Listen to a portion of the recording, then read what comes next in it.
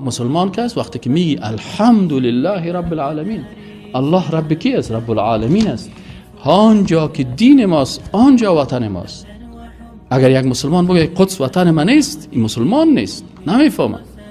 مصر وطن ما و تو، سوریه وطن ما و تو، سرزمین اسلام وطن ما و تو. امروز وقتی که این حاکمای جبار طاغوت بر ما و تو در هر جای پاسپورت ویزا ساختن، این خود نظام کفر است، این خود نظام انگلیس است. اگر نظام اسلامی باشه، ما مسلمان باید در هر جای ویزی مسلمان چی است؟ پاسپورت مسلمان چی است؟ لا اله الا الله محمد رسول الله صلی الله علیه و سلم. این البادی مردمایی که دین نمیفهمن، فکر ندارن، دانش ندارن، اندیشه فکری ندارن، اندیشه سیاسی ندارن، نظام اسلام نمیفهمن. از این خاطر این مردم هستن با چی هستن؟